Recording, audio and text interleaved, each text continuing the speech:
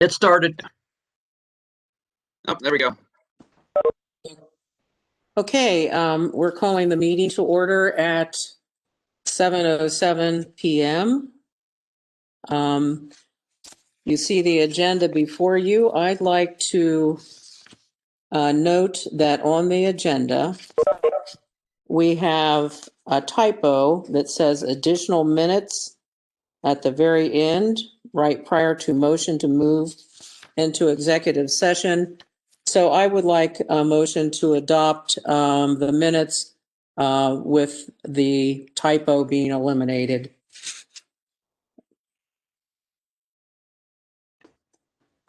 I'll make that motion. This is Annie. Second. That was Cabot. And all in favor, please say aye. Aye.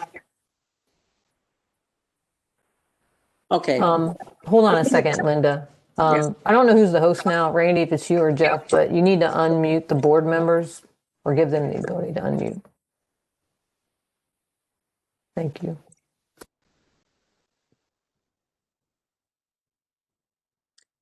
So all of those in favor of the amendment to the agenda by eliminating the typo, please say aye.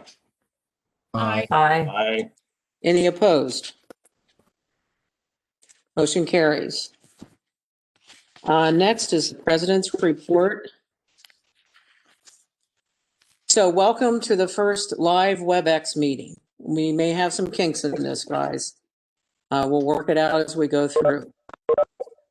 So as a reminder, for those of you who are viewing live, and it looks like everyone is helping out here, but keep your cameras off so we can see one another. Thus far, it's pretty good.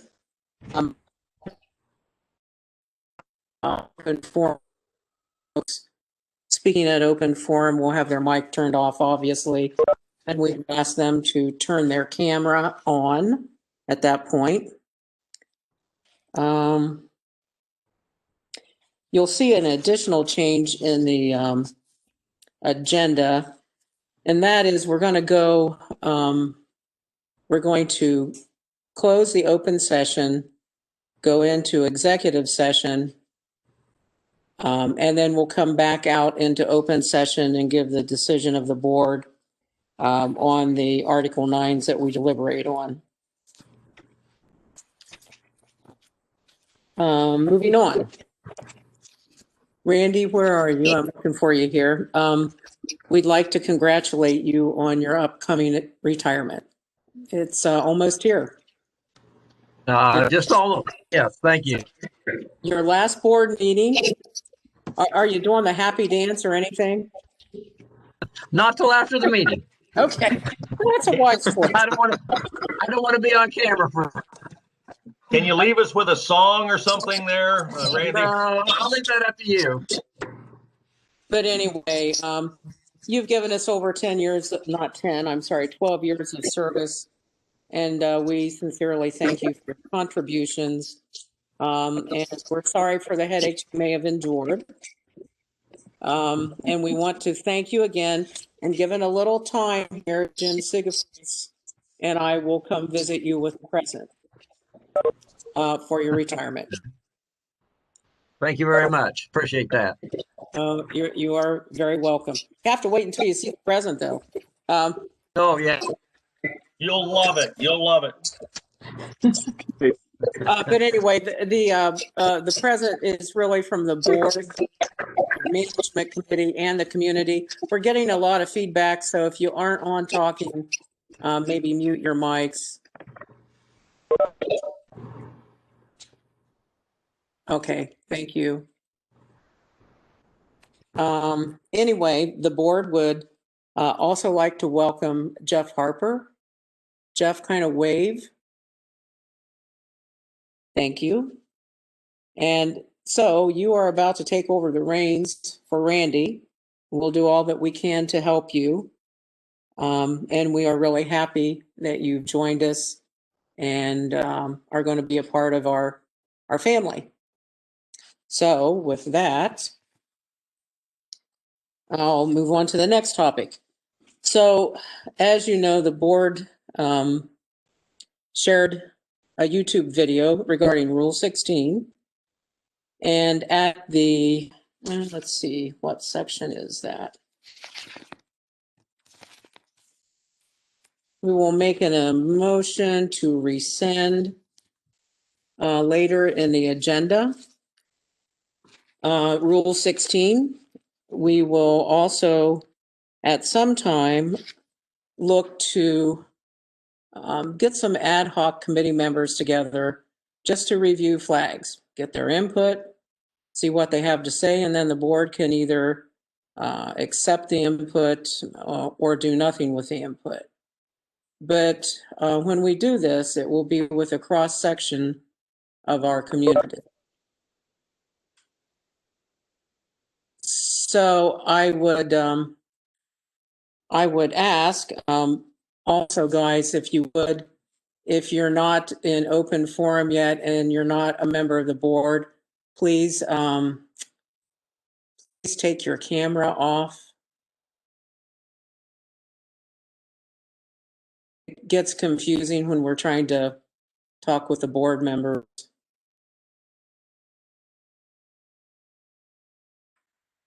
Thank you. Appreciate that.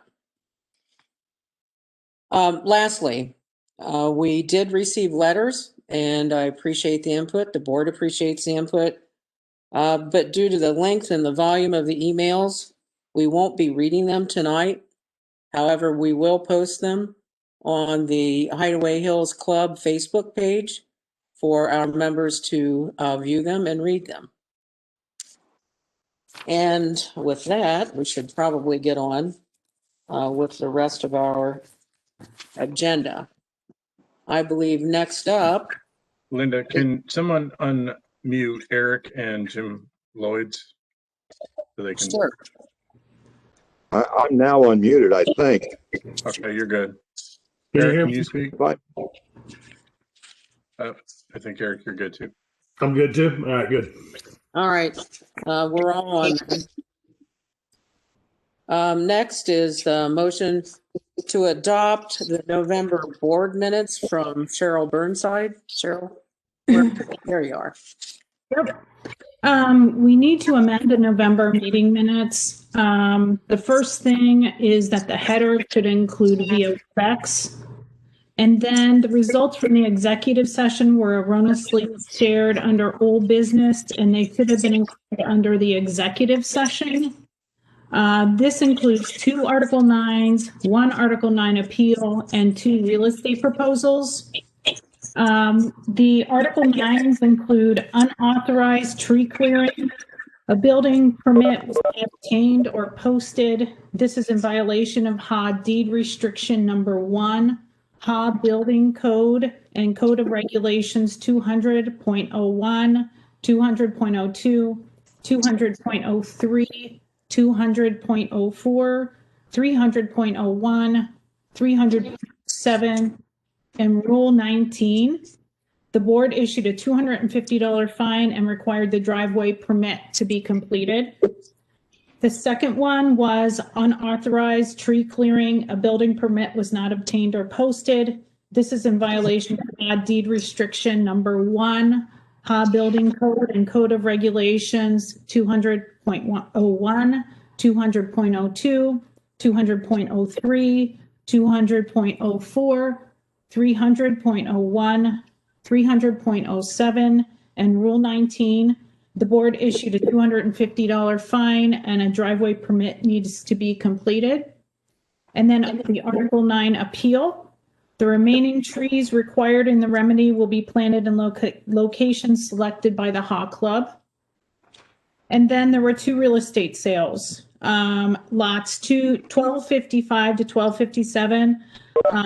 They were offered to the board to take back and they declined to take them back. And then the fight, the board had the first right of refusal to purchase the property and passed on it. So I'd like to ask for a motion to approve the November amended minutes. I'll make that motion, Cheryl. It's Annie.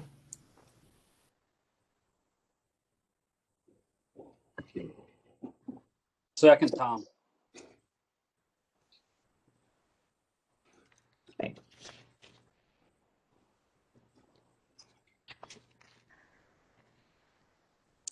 There we go. So, we had a first and a second, and now let's vote on the motion to amend the meeting minutes. All those in favor, please say aye. Aye. Aye. Any opposed? Motion carries. They have been approved. Next up, Cheryl, I think you have, well, probably don't have any correspondence now. No, as you said, they'll be posted. So no correspondence to read tonight. All right, thank you. Cabot, Treasurer's Report. All right. Thank you, President.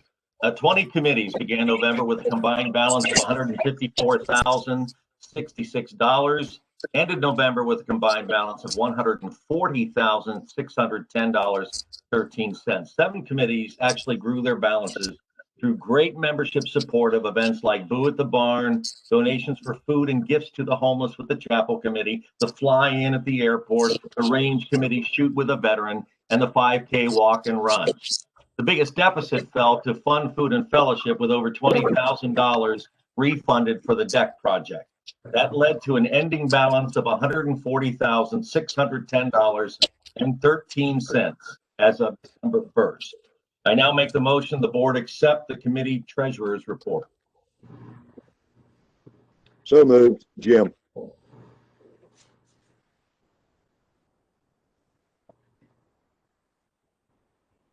A second? All those in favor of accepting the Treasurer's Report, please say Aye. Aye. any opposed? Motion carries to accept the Treasurer's Report. Maybe I should leave my mic on because I can't get it unmuted to do the motions.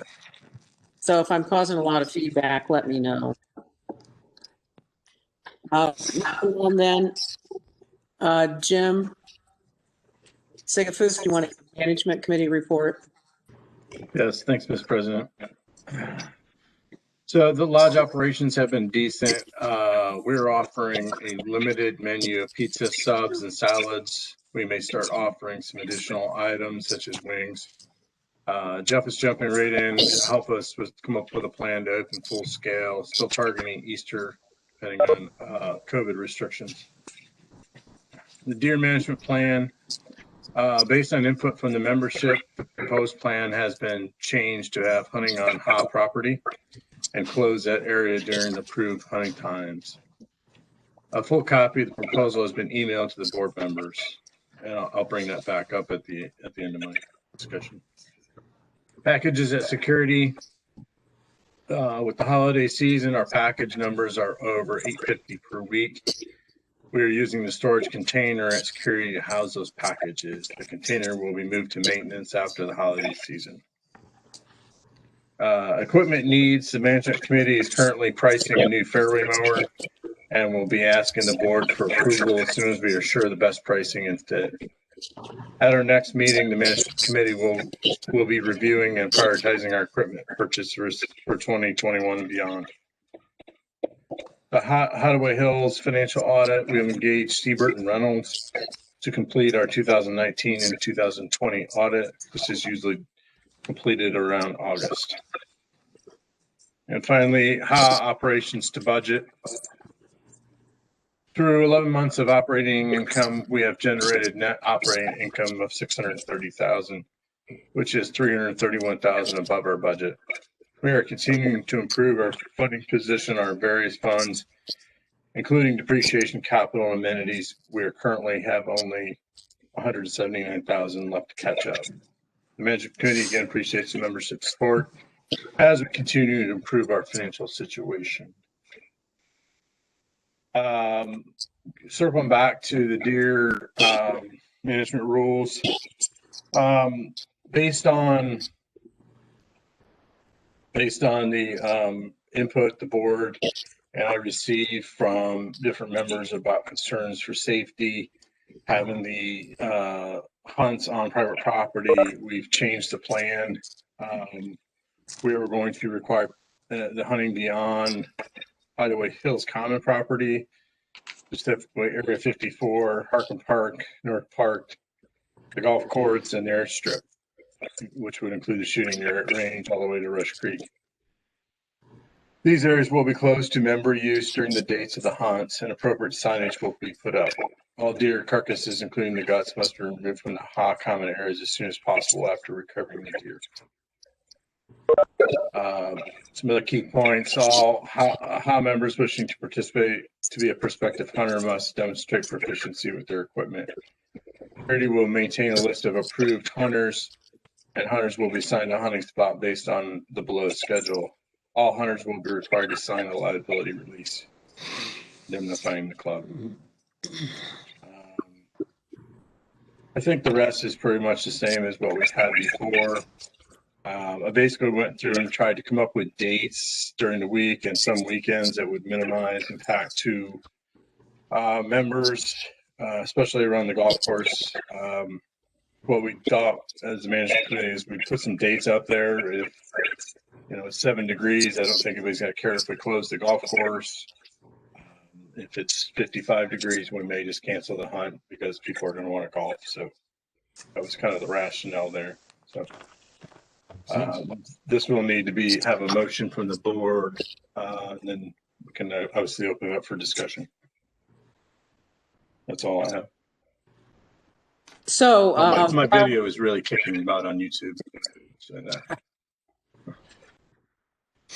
that's a good thing. How? Sell advertisement? Let's go ahead and. Can I just ask? Can I ask a quick question of clarification? Because I watched the YouTube and it was fascinating today, Jim. So again, we're not talking about taking hundreds of deer here. We're talking about a relatively small number, which would tell me that this would only take a few days, right, to get this done. Well, I don't know how successful this will be. I mean, I was thinking I'd be happy if we killed 20 deer off, kind of like in different areas of Hideaway. I don't know how successful it's going to be. I don't even know if that will make a dent in the population, but I'd like to run it for the whole month. If I feel like we're shooting too many deer off, we'll just request it stopped. Without having a full survey to know how many deer we should take out of the population, I don't know the answer to that, but I'd be happy if we could eliminate 20 deer and in different areas, and then we can kind of reassess this next year. Hey, Jim, I have a question about, I know, we get the word out to our members and post signage, but there are other, there are residents that aren't a part of Hideaway Hills around some of those areas. So how are we going to inform them? Well, I think the Area 54 area down past the garden, there are some non-member residents there. We'll try to stay as far away from them as possible. Harkin Park, there's only really one resident up there, and they are a member, which we can inform. We'll kind of give them a heads up. I'm trying to think what else is being affected by non-members. The biggest one is Area 54, and I think I don't know if we can contact them. We don't have a great relationship with some of them. I think one of them is a member, but I think one of them we've had some negative issues with. I think the goal would be to just, the management committee is going to kind of help people decide where they can set up. It's not going to be a free-for-all. So Lynn and I talked, we just have them all the way down to the other end, so we minimize impact to those people. So.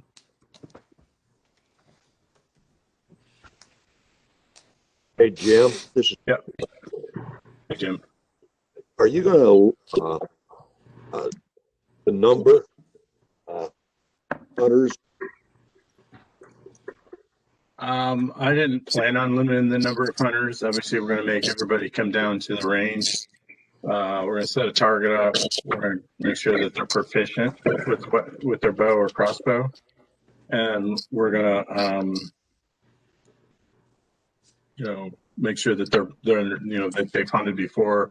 This is not a new hunter program. This is for seasoned hunters that are familiar with.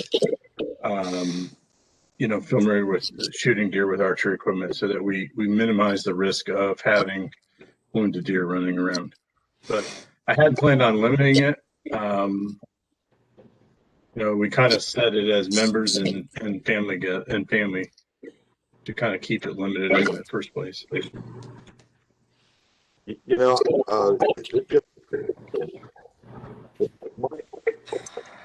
I can't hear you, Jim. Okay. Especially since I look at it, even deer. Can you hear Jim? No. Jim, we can't hear you. Jim is muted. He was muted a minute ago. Is his mic open? Mic's open. I think he's just, his mic's not picking up. Try Very now, well. Jim. Okay, can you hear me now, Jim? Yeah. Okay. On me, I don't know what. Hey, Jim Lloyd, sorry to interrupt you. If you just keep your face focused at the mic, it'll pick you up better. It's when you move your head around that it's losing you, I think. With limited areas that you're being able to, which I like. Maybe you ought to limit it to say like, or you're going to have you can only put so much. I think he's saying you need to limit it somehow. Yeah, but I don't know how to do that. I mean, Well, I don't know. Is it first 20 at sign up or first 30? I mean, I don't know. I don't know what reaction we're going to get to this. To be honest, Jim, I don't know how we would limit it. I don't want to tell one member they can't hunt because that'd be crazy favoritism. I understand where you're coming from. Can you hear me now? Okay. Yeah, that's better. Okay, I think we're going to limit it just based on the number of hunting locations and the number of dates, and I think that will naturally limit it to some. Yeah, that's exactly what I was thinking about. You can have more hunters in the golf course possible than you down at the airport, just as an example. Yeah, I was going to keep it really limited at the golf course because of a lot of houses around. I want to try to keep it minimal. Yeah, but it's also where a lot of the deer are. I think you'll be all right. Gotcha. Take that in. Thanks, Jim. Well, so if I kind of like to have a motion to accept Jim's proposal for deer management, then once if we get a second, then we can have further discussion before we vote. So, I'll move. Tim Weibel. And you're making the motion, Tim? Yes, I am. Thank you. Second? This is Jim Lloyd. Okay, Jim made a second on that motion. All those in favor to explore explore the deer management, please say aye. Aye. Aye. Then after we have discussion, so the motion passed to explore it. Let's discuss it. And if we're all good, we'll have a motion to accept it. It's probably more motions than we need. But do we have any further discussion? I know, Jim, you had some points you wanted to make. Anybody else? I wanted to just ask about any liability to the club if something were to happen. Have we investigated that? Well, one thing we can do is use the state of Ohio's written permission list from the club. That absolves the club from liability if a hunter was to get hurt under Ohio law. Lynn and I talked about drafting up an indemnification agreement. Basically, if a hunter was to cause property or other damage, that they would be liable for that also. So, Okay, so all the hunters sign a waiver of some sort. yes. Okay. And I'm hoping we can keep this so limited in scope of where they're hunting that it'd be virtually impossible to cause any physical or property damage. Would be my goal. Do we have any further comments? Hey, Jim, kind of along the lines of what Cheryl was alluding to with some of our adjacent homeowners that aren't HAH members, are we going to reach out to the members that actually do have property abutting these common areas just to ensure they're okay with it? Not so much because we're not hunting on their property, but if the deer runs onto their property. Yeah, that would be the plan. Deer strip, I think, remember Greg Lupo owns that. I was going to reach out to, probably Jeff reach out to him. Some of the people along Area 54 up in that backwoods, and then Jones has owned some properties up there. And golf course, it's going to be kind of difficult. There's a lot of houses around there, so we're probably going to limited hunters, but people know that there will be people hunting around the golf course. And North Park, I think there is 1 or 2 houses in the area that could be affected. So yeah, we'll try to look at a map and see if we can contact people and let them know. As I said before, people, the deer goes on someone's property, it is private property, and you do need their permission, but hopefully people will allow that so we can just get the deer off and get it out of here, or get it off to be processed for meat.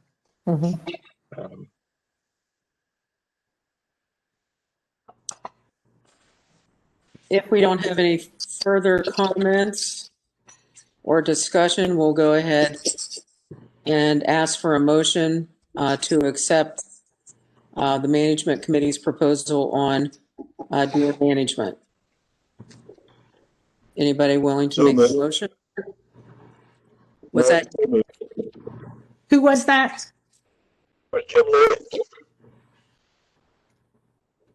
And who seconded? Tim Weibel will second. Thank you. All in favor of the deer proposal, please say aye. Aye. Aye. Aye. Any opposed? The motion carries. Thank you.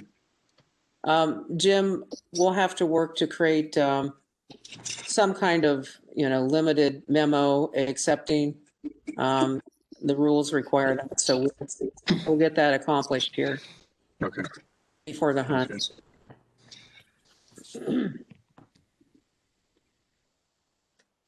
Well, Randy, this gets to be your last manager's report, general manager's report. Thank you very much. And I want to thank you, all the board and all of the members that are listening. I've enjoyed my time here.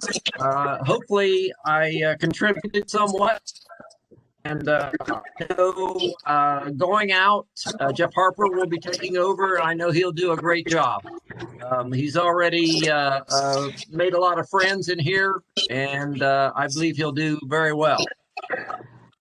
Okay, can you hear me okay? I'm getting a little feedback here. I'm going to mute my mic, and maybe right now during Randy's general manager's report, we could all mute our mics. Okay, yeah, something happened there that worked out very well. I just want to let everybody know recycling is coming back. Hopefully before Christmas. I contacted them here a while back, and they have to have the dumpsters built because they didn't have any on hand. But they're going to try to get them back in before Christmas, and hopefully they'll be able to do that. Basically, the price went up just a little bit other than what it was before, but not very much, and management has went ahead and proved that. Also, management is looking at covering the mailboxes at the Borough Hill Gate and possibly moving them to where it's not as dangerous for the members to pull up to them in bad weather. And so I know Marty Bendokas and Rick O'Neill has gotten together. They're discussing that, and then we'll bring that back to the management committee probably next week to talk about that of maybe moving them and, of course, covering them to make it safer for the membership. Also, we are getting quotes to put new gutters on the back of the lodge. As you folks know, we've had a problem with them leaking for a while. They drip down onto the deck and then down onto the concrete and then freeze up in the winter. It's kind of dangerous. We continue to put salt on there. So we've got a couple quotes. I'm looking for one more, but we'll try to get that done as soon as possible. Lake Eagle Claw project. I know I had a member call me today, said, hey, I see a pickup truck down there on the dam. What the heck's he doing down there? Management approved the engineering. Well, it's the research by 2LMN, our engineers, to decide what the correct level of the principal spillway should be before we make that reattachment. They also going to take some survey points to see exactly what the normal pool should be on Eagle Claw. And so that process also per ODNR's instructions at the last 5-year inspection, which was in 2017, they're wanting us to put some weir boxes down there so we can measure the flow that's coming through the dam. And so they're going to design that for us, and hopefully we'll be able to get that in after their study. Today, as a matter of fact, we had a meeting. Jeff and I and a couple of management committee members sat in on a meeting with South Central Power. Next year is their 5-year slot to do right-of-way clearing. Now, what they're going to do, and we've been through this before. We've had a few members that complained a little bit about the trees that were coming down, but they're going to mark them. The ones that are in the easement, the utility easement, they'll be taking down that are the danger trees.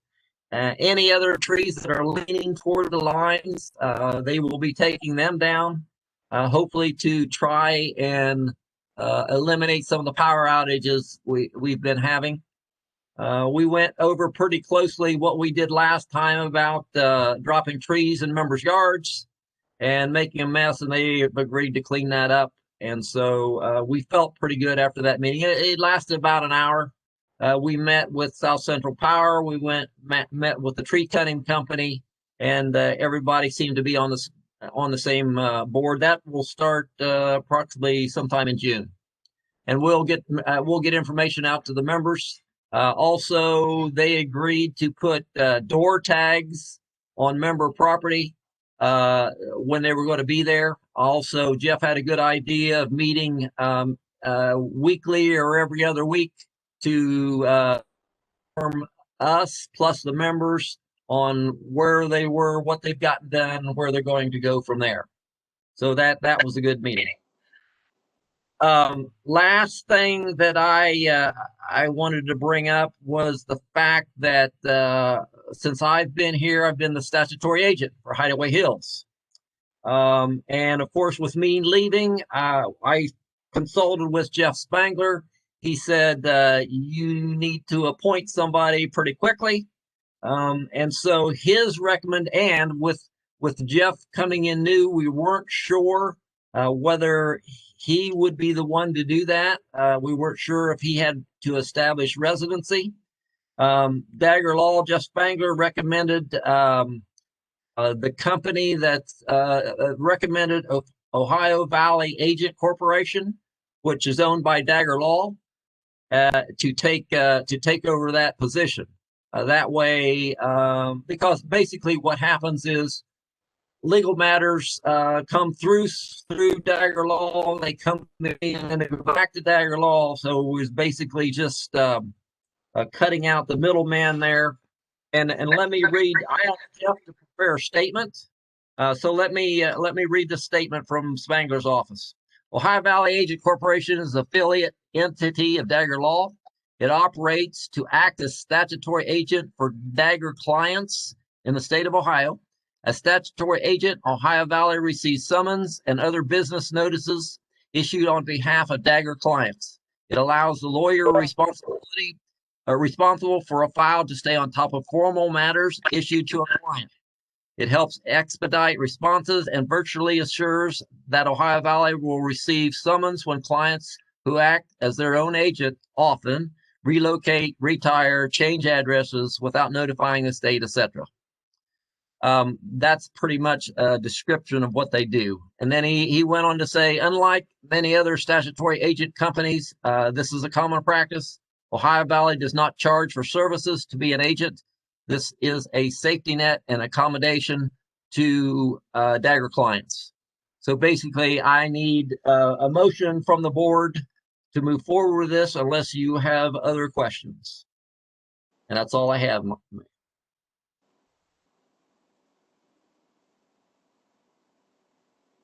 I would say this, it makes a lot of sense to have a company be your agent.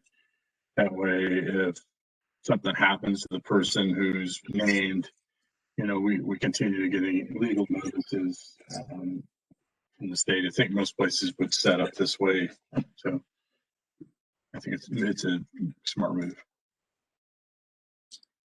Do I have a motion to accept, what's the name of the company again? Ohio Valley Agent Corporation. A motion to accept Ohio Valley Agent Corporation as the club statutory agent. So moved. Mary Beth. Okay, Mary Beth, a second. Cabot Ray, second. All of those in favor, please say aye. Aye. Any opposed? Motion carries. Thank you, Randy. Appreciate it. All right. I will contact Jeff tomorrow and let him know. Do you have anything else then, Randy? I do not. Okay. See, that was quick and painless for you. Yeah.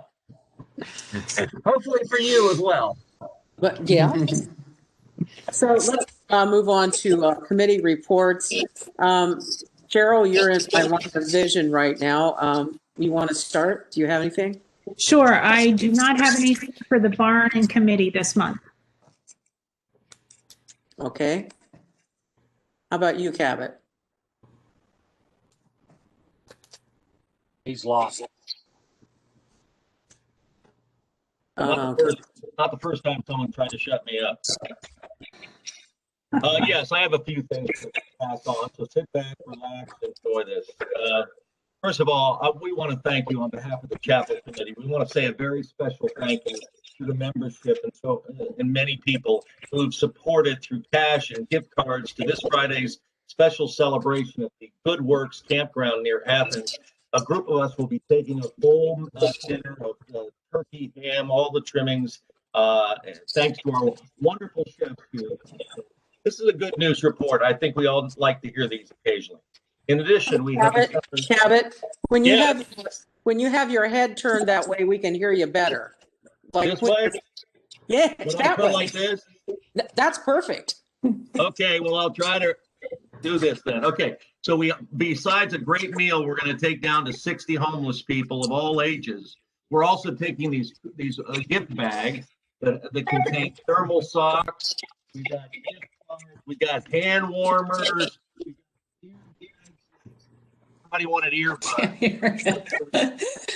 And we got tons of Turn your head, Cabot. Oh Turn your my head. goodness. Turn your Okay. head. Can somebody get me a wireless mic? Anyway, bottom line is we've got all these gift bags. And on top of that, because of the donations of the wonderful people at Hideaway Hills, we're going to be able to present a check to the Good Works people who work with the Appalachian Poor for $2,000 so that they can continue to serve them in so many amazing ways. Just look up Good Works if you want to see all the work they do.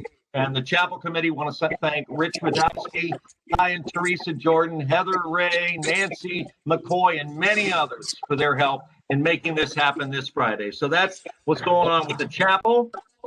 Now, for Organic Gardens, as Greg Patassin tells me, it's been a pretty quiet month, but they did spend money to buy lights for the front entrance that you see. And then they had a men's Bible study group put them up, which is pretty awesome. And then last but not least, of course, as Jim talked about, the food service committee, we had 19 food trucks come here between mid-October and mid-December. And now, thanks to Jeannie Green and her efforts, Elijah is going to continue on with pizza, subs are going to add to the menu right on through January. So the goal is, even with COVID, and we know that's cutting down on response and people coming, there will be a place there if people socially distance, wear their masks. There will be a place available for people to gather on the weekends. So that's a good thing. We're kind of putting aside the issue of refurbishing the lodge for a little while, just until this whole COVID thing blows over.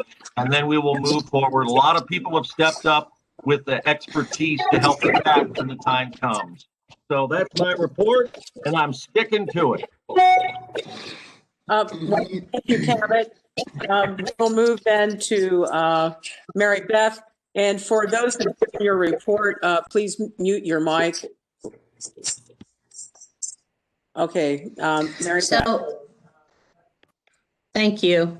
On the ACC, we had 2 members approved to fill the blank spots of the ACC.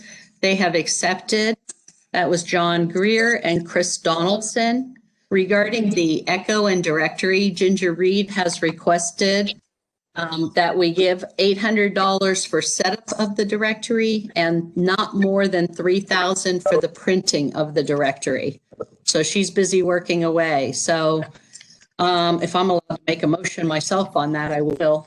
I can't remember if I'm allowed to make that motion, but I'll move for those monies to be allocated to Ginger for the directory and for printing. Do we have a second?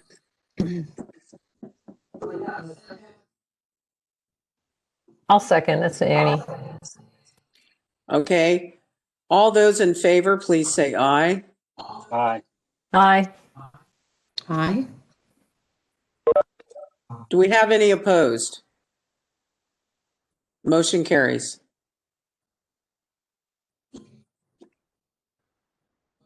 Anything else, Mary Beth? Thank you. That's all from me. No. All right. Tom Matthews. Yes, the only thing I have is the social committee sponsored the Tour of Lights, which seemed to be a great event. We went out and had a good time, and everybody I've spoken to says, like I said, a great event, and hopefully it'll be a annual event. And that's all I have. Thank you. Okay, Annie. Yes, I don't have anything for the Lakes Committee, and the Long Range Planning had the amenity distribution meeting last week, and we'll be talking about that later in the meeting. Okay, Eric. Say me? Yes. Okay. New member meetings, new member committee's been reaching out to new members. I think they've had some limited success, and I think maybe the holidays are kind of coming in with that. But they have been implementing that. The Utilities Committee, doggone it, has this statement: the Utility Services Committee is well ahead of expectations on the survey and resource directory. We have well over 300 skills, professions, and varying expertise represented, including designing, accountants, medical, software, DJ, project managers, divers, many engineers, and residential commercial contractors. These members have agreed to consult on projects with their know-how. This should considerably improve the project's success rate, reduce costs, and make them easier to plan and manage. We do have an NDA in place to protect the members' privacy and will insist on all members of leadership sign before accessing the full info. We hope to have it completed by January 2021, along with a recap of the survey and directory for all to see. That's it. Thank you.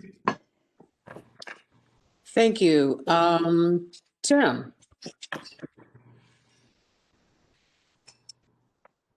Someone unmute Tim, please. Can you hear me now? Yes. Okay, I'm sorry. The golf committee has decided to cancel their Chili Open, which was always New Year's Day, basically because of COVID. So we will not have any more tournaments this year. That's it. Okay. Thank you, Tim. Jim Lloyd.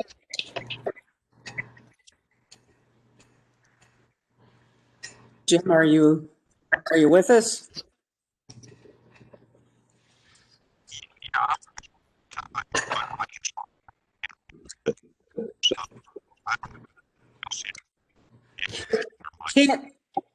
Jim, we can't hear you or see you. He sounds like Charlie Brown's teacher.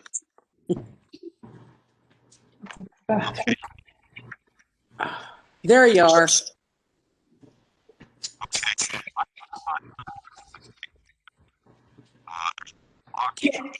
Can't hear you, Jim.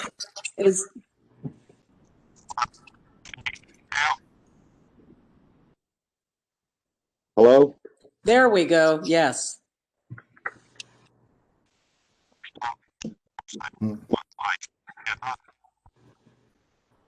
That's why I can't get in. And I noticed that now a little lock sign goes on my mic.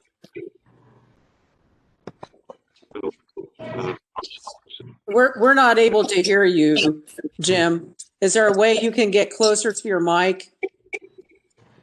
Any closer with it, and I will be on the other side if you can see me. I can see your teeth pretty well. And I'm back. Love the nostrils. Does that help? Does that help? No. Does that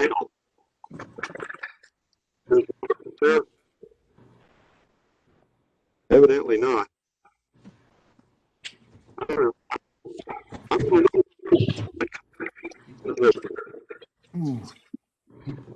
Join the meeting while I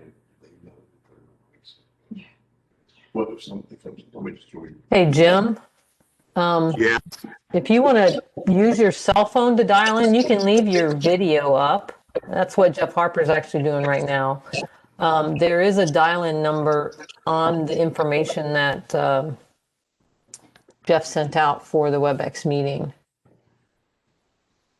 All right. Yeah, I'll give that a try. And go from there. Back. I think that Jim is the last person to that needs to give a report. I haven't missed any other board members, have I? Well, let's give him a minute to get on his cell phone, and then we'll hear Jim and move on to our next agenda topic. We may want to have him turn off the computer or shut down on the computer. Otherwise, he's going to get feedback through his computer speaker. Or if you mute him, he won't. Mm.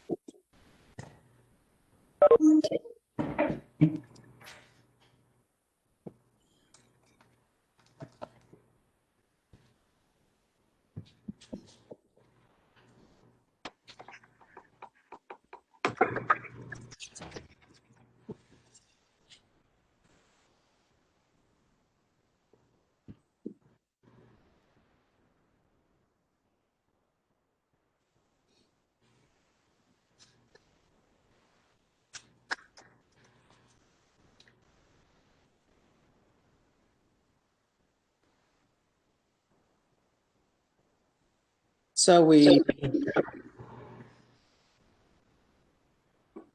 do we have Jim at all? I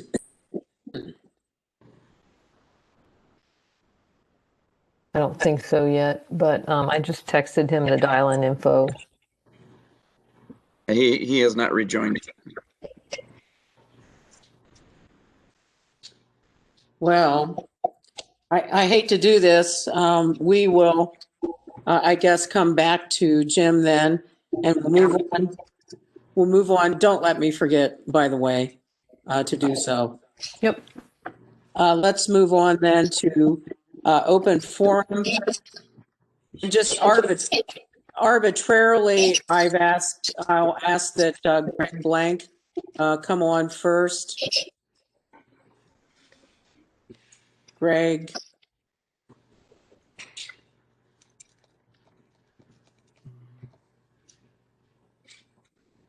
He's gonna have to.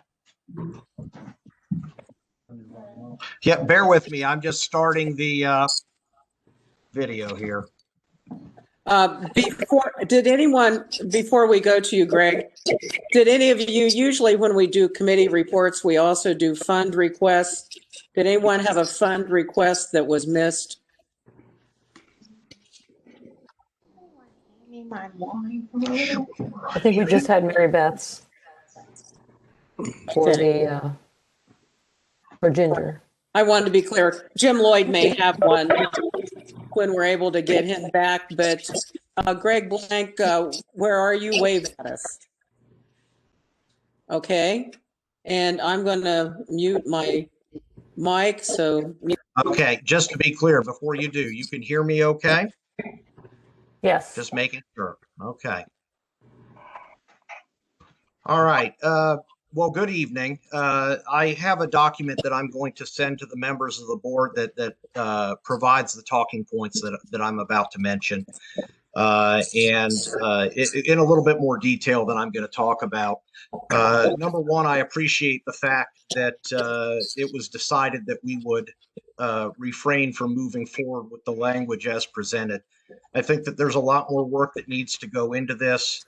And while I think that some of the other speakers are going to have thoughts on whether or not a committee is really the most productive way to do things, I'm not going to get into that piece in my discussion. I'll simply say that when you're considering changes to a rule or creating a new rule, I think that there needs to be a repeatable, standardized system. It needs to pass tests for necessity. Is it wanted versus needed? Priority? Is it a crisis versus simply an improvement? We need to look at impact and enforcement. It has to be equitable. And optics. What does it look like, and what is the associated impact to the board, the management, and the membership? All of these things are part of what I would call an impact study. And to my knowledge, there was no impact study done on this rule or how it would affect the membership. I don't think that we can answer any of the questions about priority, necessity, impact, or optics until we really look at what is feeding something like this. So in the case of Rule 16, my questions, and I presented these to the board previously: how many complaints, how many repeat complaints, how many actual complainers? Are the complainers what I would call frequent flyers who complain about many things, or are they new complainers about an issue? How many households? What percentage of the hills?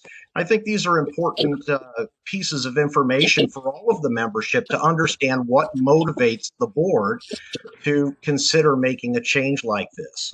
And I think it should be noted as well that when it comes to the issue of potentially actionable complaints concerning another member or their property, complaints should not be anonymous. Concerning a proposed change, when you look at impact, what does the change look like? How many households are going to be affected? What measures and expenses will the membership in question be exposed to? What's the acceptable time frame that will be allowed for members to comply? What are the penalties for non-compliance? Is it a single penalty, or is it a tiered penalty for repeat infractions? What is the cost to the membership? We hadn't addressed any of these things before this language was proposed. Likewise with optics. the changes or the proposed changes should be broadcast in every way possible. And we should have a means of assessing the membership appetite for the proposed change and solicit. Excuse me, Greg. Your 3 minutes is about up, so just asking if you could wrap up. Absolutely. Again, I'll send a copy of this document to the board. I appreciate you refraining from moving forward. I just want the board to consider a standardized process for doing these things. Thank you.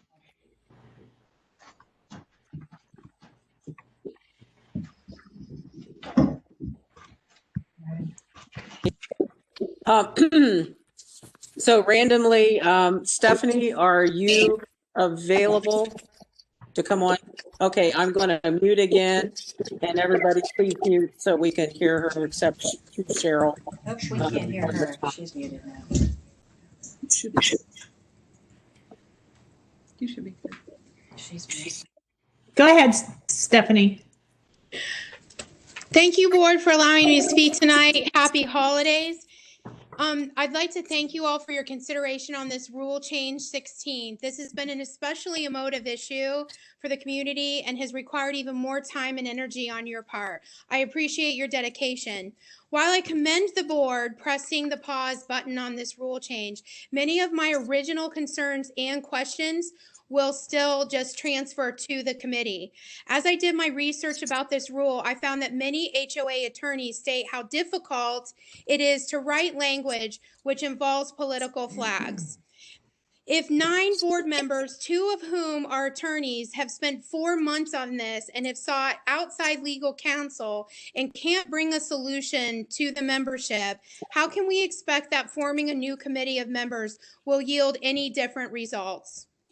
And another question, new question that I had for you, it was one when we started out with this process, is what will the budget for this committee be? Does the board feel that perhaps spending more legal fees on this matter could better be spent on reconciling the dam deficit, or perhaps allocate those funds to our emergency fund? Or what about the possibility of spending that money instead on hiring part-time help with the Christmas packages? Why is this how we are choosing to spend our money now when we are not financially solvent and not financially healthy? I would like to say on the record that I too do not want political signs cluttering Hideaway Hills.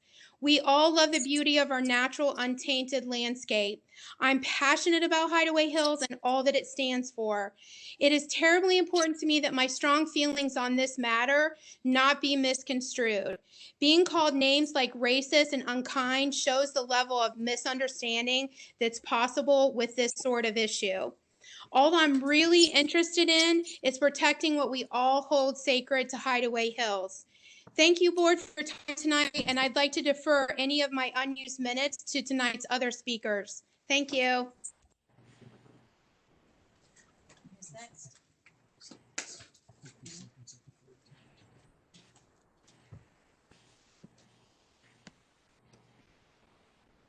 Thank you. Actually, Stephanie, you were pretty tight on your time there. You hit it right on the button. So arbitrarily, next up, Angie Ryan.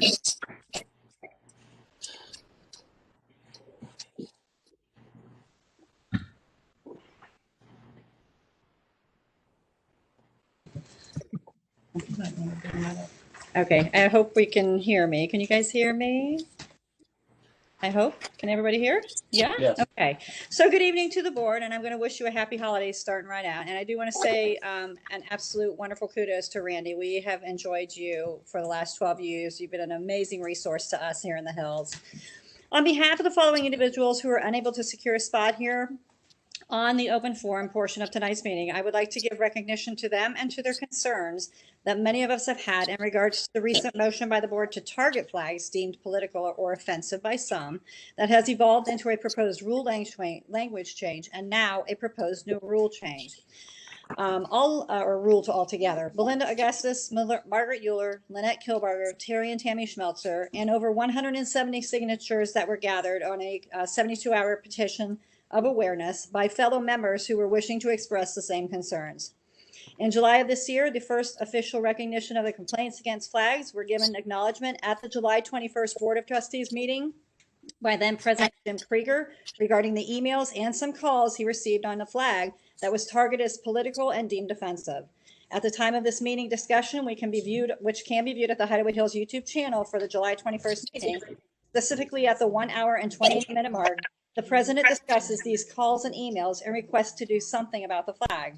He acknowledges that reviewing Rule 16, he doesn't think anything can be done because it doesn't address flags.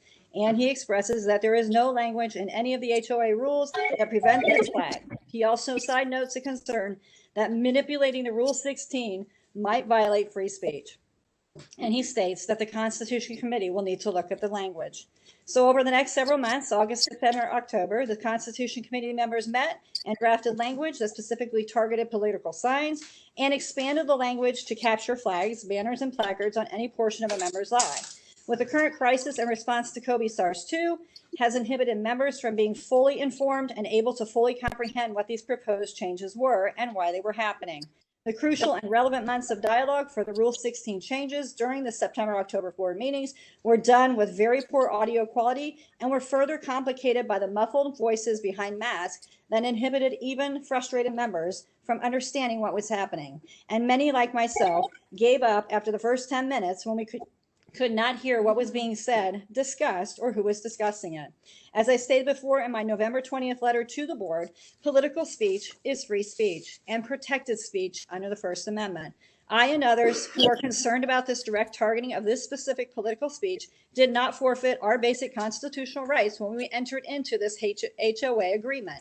And the attempt by this board to squelch political speech in a venue of Your time is getting close, just FYI. Thank you, is seen as a direct affront to our protected rights. And while I do not fly flags or generally express my political speech on my lot, house, or vehicle, I respect and support the right of others to do so. Many of our Hideaway community members believe in the continued philosophy of least restrictive governance under the least amount of rules possible. And I'm going to conclude on that note. And again, I just express to the board to continue with least restrictive language and least restrictive rules. Okay. Yeah. I don't think we need to mute it. Thank you, Angie. Next up is Mary Ellen Kramer. Mary Ellen. Hello. Unfortunately, more of you know me than I would like at this point in time for the amount of time that I've been in Hideaway Hills. I fully admit that when my husband and I moved in, we had not read all the rules, and we did put up a political flag, which we would have gladly taken down given the opportunity to.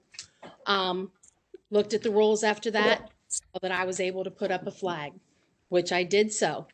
Didn't say anything about political flags at that time. I've been called out on Facebook because of the fact that I had flags out. I believe many people were led to believe that I was asked to take my flags down and that I refused, which was never the case. I was so excited to move into this community. I was born 12, 13 miles down the road in Hocking County, left when I was 4 years old, and spent my whole life trying to get back here. To be welcomed into a community only to be called a racist, been told that I'm a drama queen, that I would never move into a neighborhood and start trouble the way that you are. I'll leave the political jargon and everything else to everyone else, and I'm just going to talk to you with plain common sense. I would never treat a stranger or someone new who had moved into my community the way that I have been treated. I don't understand how something as simple as a flag can trigger so many people to make them treat me and my husband. When I go into the lodge or into the clubhouse, that people already know who I am, or that I'm afraid when I introduce myself or say what my lot number is, the reaction that I'm going to get. That's been brought on me because of one simple flag. And that's not fair. Plain and simple. No one asked me to take it down. I would have taken it down.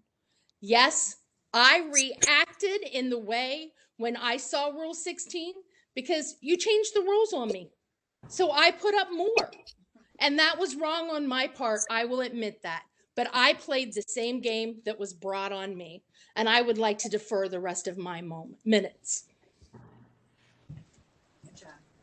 4 seconds.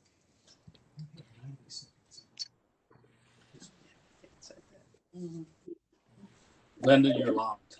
Yeah, I don't know where we are with time. And actually, our next speaker is Steve Parrish. Steve, are you here? Supposed to be. Actually, time was close on that last one as well. So I had 90 seconds left. Thank you. 40. I'm sorry. 40 seconds left. And that would be. So we may have had some confusion.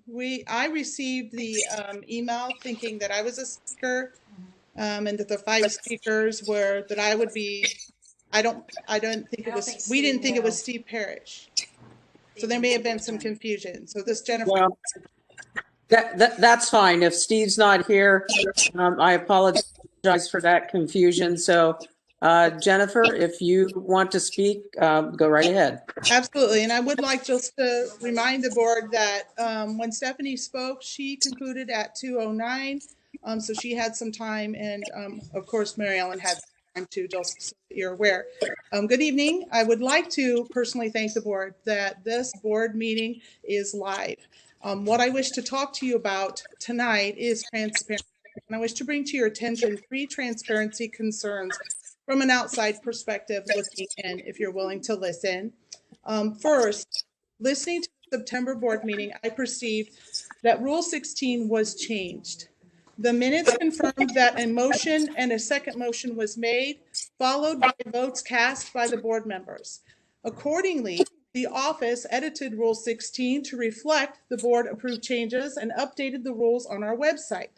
The membership then noticed that Rule 16 had changed, following which the board quickly held an e-vote to rescind the changes. Now, I cannot know what was in the hearts of the board members at the September meeting.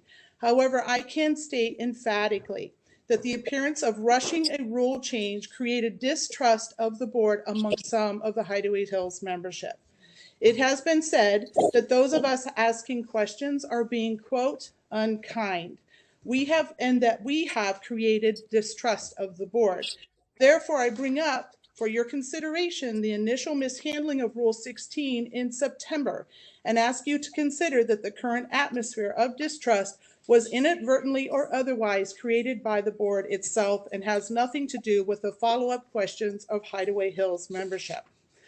Secondly, on December the 6th, after living here for over 10 years, I sent my first correspondence to the board members, which I have yet to receive an acknowledgement of, with the exception of one board member. Thank you, Tim.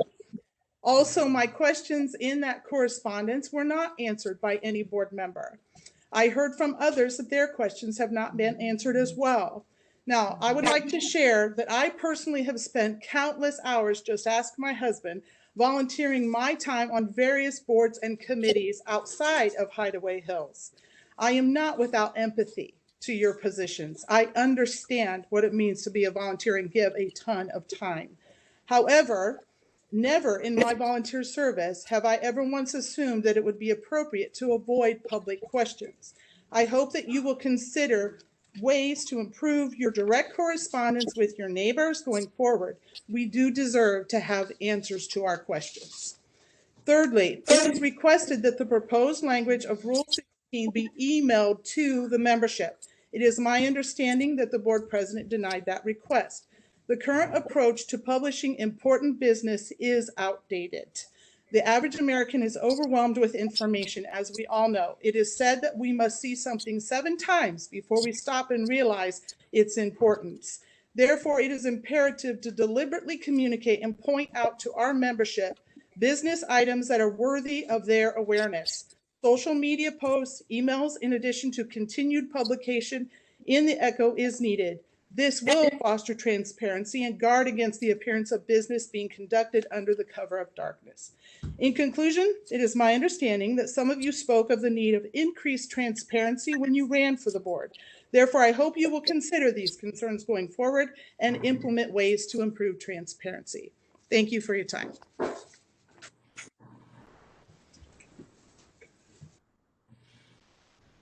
Thank you. I just want to clarify one thing. What happened in September was an error. The several months, maybe 6 months prior to that, we placed a rule on the board itself that we should go forward if we were going to change a rule with at least 2 cycles of the echo for comments. What happened was I made an error. It was my second board meeting, and there was a lot going on. A lot of unexpected things going on. So I made that mistake, and I'm trying to remember who brought it to my attention after the board meeting. But I remember I went to the Hideaway Hills office, and I can't remember who said, oh, hey, you put this up in the rules. And I'm like, oh, well, we can't do that because we didn't go through the 2 cycles as we said we would, policing ourselves. So that's why that happened. That's all I can say. So there was nothing intentional. It was an error. Anyway, thank you all for your input. And I'm going to see now if we can get to Jim Lloyd. Get back to Jim Lloyd. Jim, are you with us?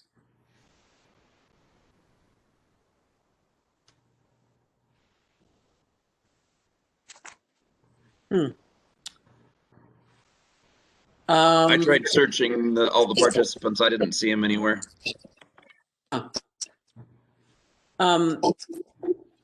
Annie, would you be able to try to text him or Jeff, somebody? I'll text him again. Thank you. I don't have his contact information. Yep.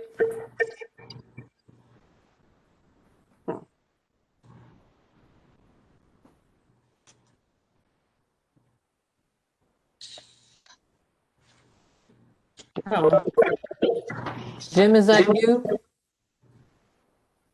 Somebody just joined. Jim, is that you? Jim Lloyd. Huh. Jeff, I think you have to unmute him. Call in user 3.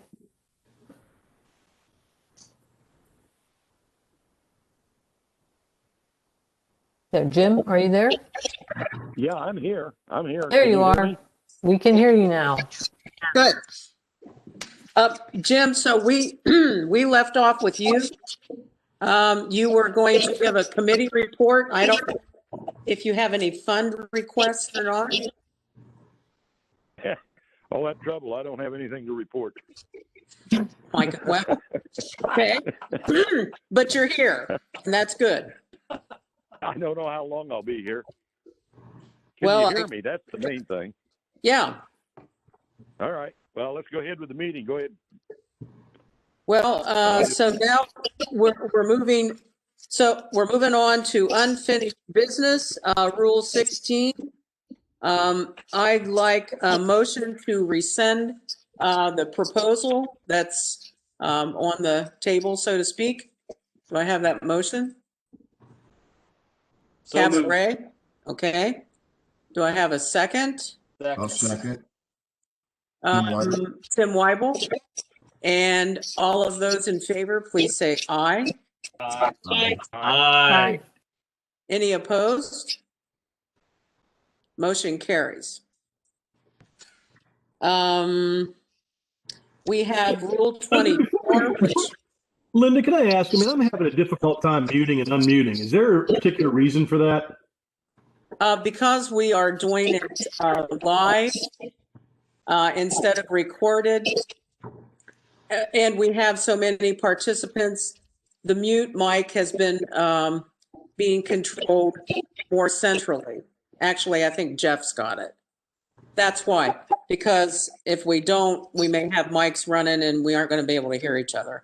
So I need to keep my mic on no matter what. 'Cause otherwise, you can't hear. Yeah, I guess I do. Okay.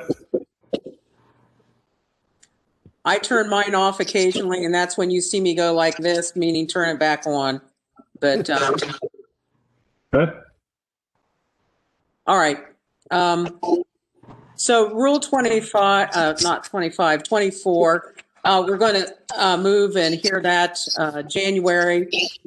And that really has to do with board members and accountability regarding delinquencies.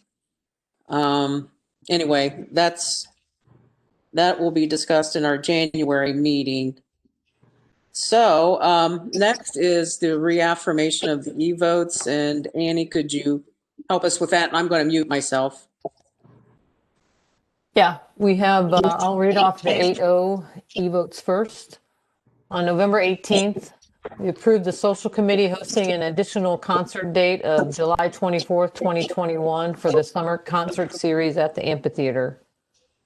On November 19th, we voted to reimburse the clubhouse $51.74 from the airport committee fund for the food for the fly-in. Also on November 19th, we approved the acceptance of carryover request that was delayed due to the Health and Wellness Committee meeting being delayed from Monday to Wednesday. That was due to power outages, which delayed them getting their request into us. And we approved the rollover of $29,050.56 in the health and wellness amenities money to next year. On November 25th, we approved the chapel committee to carry over $447.54 in amenities funds from 2020 to 2021.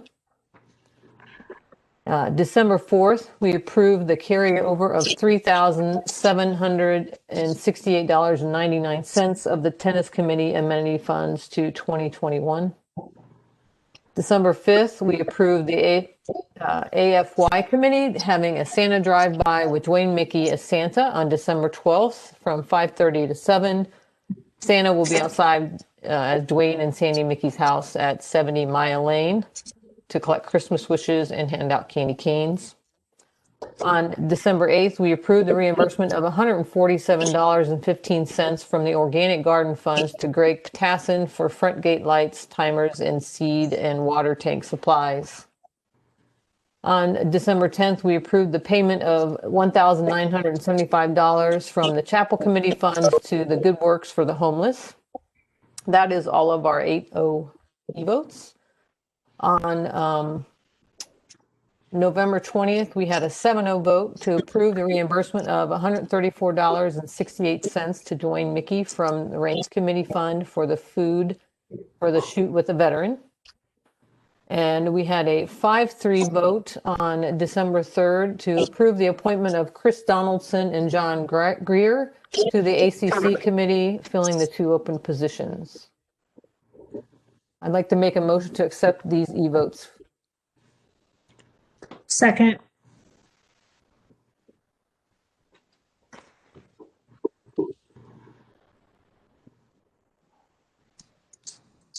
Do we have any discussion before we vote? This feedback's just gnarly. No discussion? Okay, seeing there's no discussion, we'll go ahead and vote. All those in favor of reaffirmation of the e-votes, please say aye. Aye. Aye. Any opposed? Nay. Motion carries. Under new topics, moving on, we have 3 management committee members that pursuant to our sort of regulations, we need to review and appoint them until their next cycle of performance. Of course, on good behavior. And let's see. The first management committee member is Jim Sigafus. Jim, I believe you have 1 year left. Yeah. Rex Everly, I believe you have 3 years left. And let's see, third person, John Jeffers, you have only 2 years left, I guess. So I want to thank you for all of your work and the time that you spend. I know that it is sometimes difficult for family life, etc. But anyway, I would like to make a motion to approve them pursuant to the code. And all of those in favor. And so we need a motion to do that. We'll get our second. We'll have any other discussion, then we'll vote. So who's our motion coming from? I'll motion. Okay, second. First is Cabot. Second. Second. Who was second? I'm sorry. Mary Beth? Mary Beth. All right, any discussion regarding our 3 management committee members up for review? Yes, I would like to discuss extending Jim Sigafus to a mandatory 10-year term. Cabot is denied 6 years in the code. Jim Krieger, help me out here. Okay. 6 years is long enough. Oh, but you could probably, think about other offices, maybe the board. Anyway, yeah. Any other discussion on the approval of our 3 management committee members? All right, let's go ahead and take our vote then to approve them. All of those in favor, please say aye. Aye. Opposed? Motion carries. You're approved. Thank you very much.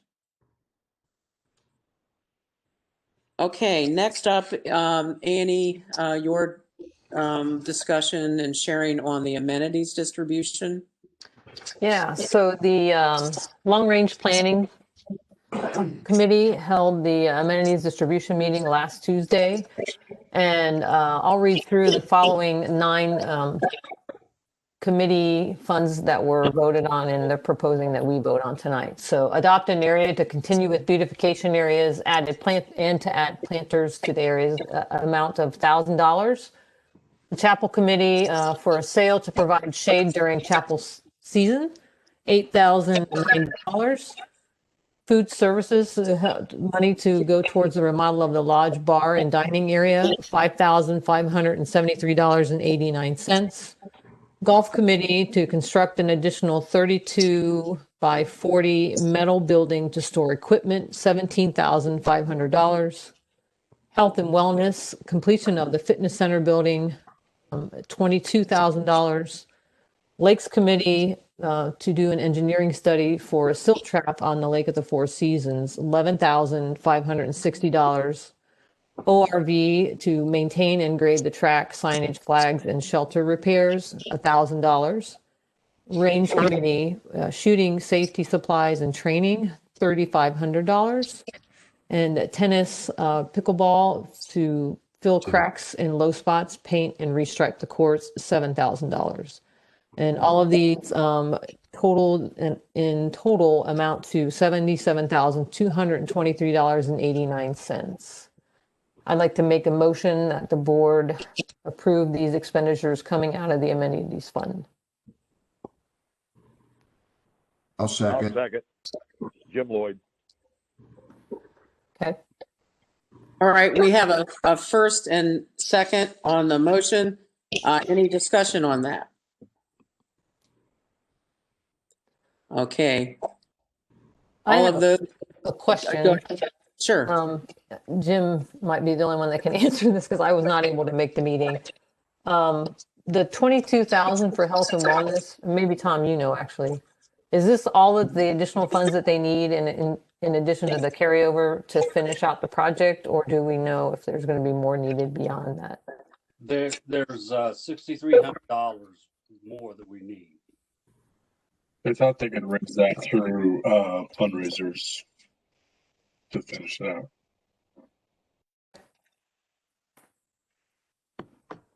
Any other discussion before we vote? All those in favor of accepting the amenities distribution, please say aye. Aye. Aye. Any opposed? Motion carries. Okay, we don't have anything under old business at this time. New members, Cheryl. Okay. For new members, we have Larson Principal Protection Trust, Larry and Mary Larson, lots 232, 233, and 234. Abby and Roger Reese, lot 592. James George, lots 832 and 833. Robert and Erica Fenner, lots 499, 501, and 502. That's it. So I'd like to make a motion to approve the new members. I second.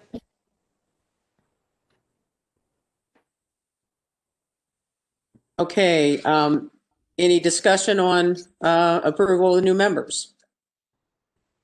If not, let's vote. All those in favor of accepting the new folks as members, please say aye. Aye. Aye. Any opposed? Motion carries. Welcome, new members. That moves us on to really our last agenda topic, which will be to go into executive session on several Article 9s. So what we're going to try to do this time is we're going to, I'd like a motion to go into closed session. And then once we have that motion and go into closed session, we'll go into executive session on a different WebEx site. And then we'll come back to the live site and give the decisions on the Article 9s, if that makes sense. So do I have a motion to go into closed session at this time? I'll make that motion. This is Annie. Okay, do we have a second? I'll second. Tim Weibel. Okay, Eric, I'm sorry, Eric, I thought you were going to. Tim, all those in favor? Aye. Aye. Any opposed? Okay, so what So was, are we getting we're going to get another connector, like emailed to us? Yeah. Yes. Did we already send that or am I waiting to see it? and I'm, I will send it as soon as we're done here so everybody can take a 5-minute break. We should be within 5 minutes. Okay. okay, so we will come back and go into review of our You'll- Article 9s. So we'll see. There is a message on chat, Linda, from that they are here with Terry Malone, and they want to know how to get into that session. So when we're ready for Terry Malone, will you guys be sending that to them as well? Yeah, they'll need to be able to get in so they can share information. Someone has the email address. Jeff is shaking his head no. I'll need the address.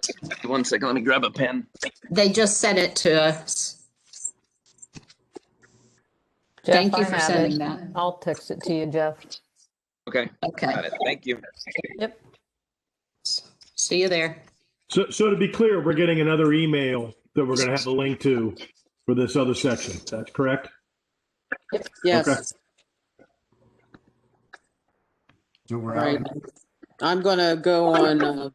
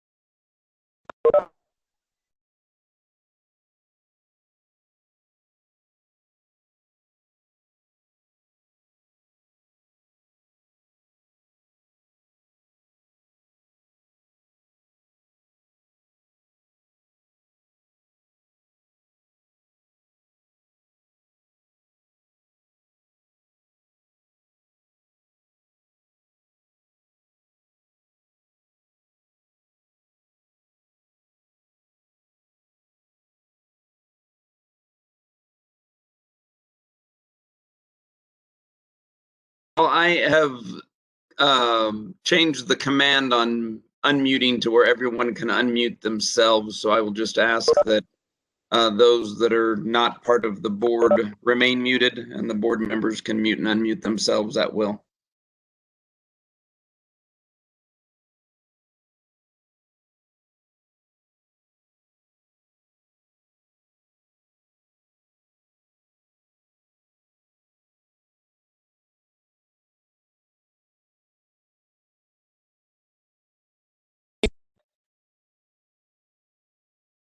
Well, Jim Sigafus, your screensaver there is a tropical paradise.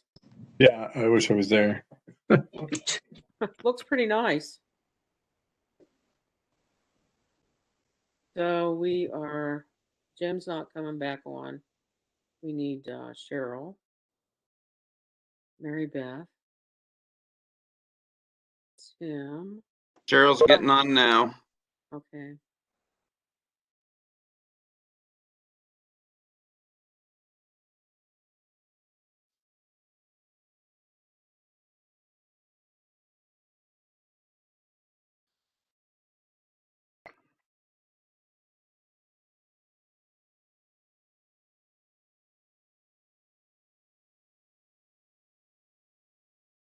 Habits on.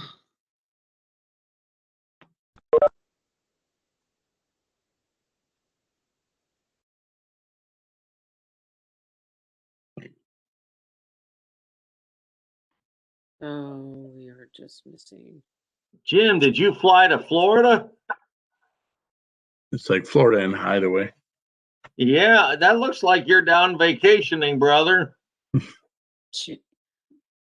Where we all want to be, actually. So, That's Mr. true. Weibel. Waiting on Mr. Weibel. Always waiting on wives. Huh. And Mary Beth still? And Mary Beth, too. Oh, yeah, MB Hammer.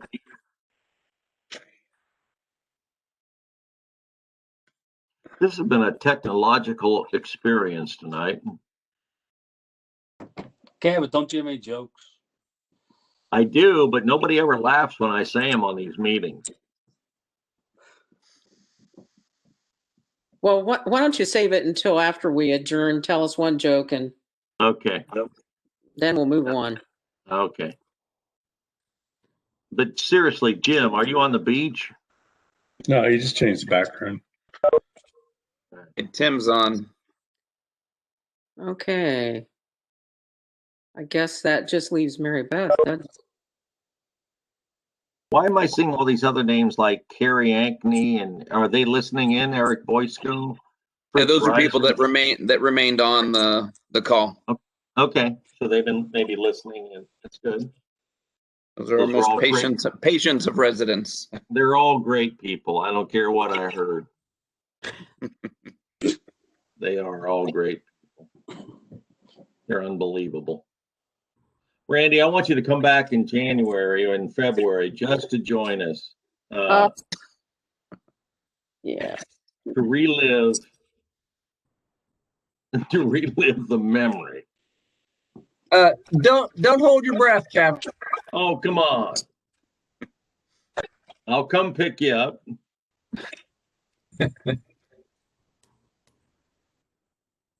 Jim Krieger, what do you think? Not a lot. About what? Just about anything, about life. What do you think about my Cleveland Browns? They lost last night, but it was close. I watched that. It was All right, Mary Beth's coming on. All right. I am in California. Okay, I think we are a go. So, coming back on live to share the results of the Article 9 deliberations the board had. The first Article 9 regarding kayak with no identification and altercation with a staff member. The outcome of that is a written warning regarding the kayak identification, regarding the altercation with the staff member. It's a $250 fine with a suspension of $150 of that fine for as there will be a year required of good behavior for that suspension to go off for that $150. You'll say that more eloquently than I know, Cheryl. So back to the kayak. So it's a written warning. They have to demonstrate the sticker and lot number when they put the kayak back in, and then the $250 fine with $150 suspended for good behavior for a year.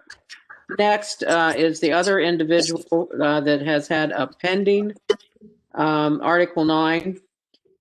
And that Article 9 will remain pending until a case is adjudicated. And we took a vote on each one of these, and I'll go back up to the kayak issue. That vote was 1 abstention and 7 yays. I did not vote. I don't generally vote unless there is a tie. The other issue, the motion was voted on and it was unanimous in terms of the pending Article 9. Do I have that right, Cheryl? Yes, you do. Okay. With that, then, could we have a motion to adjourn our meeting? So moved. A second?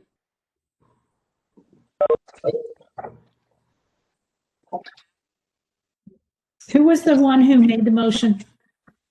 Cabot. Cabot.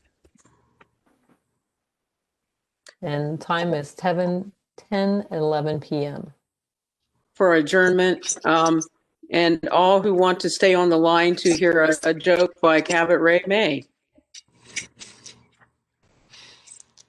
Jeff, you can stop the recording. It's not worth that. Not worth it. Okay, we're out. Eric Lapp left first. Good night. Thank Good you. night. Thanks, everyone. Relative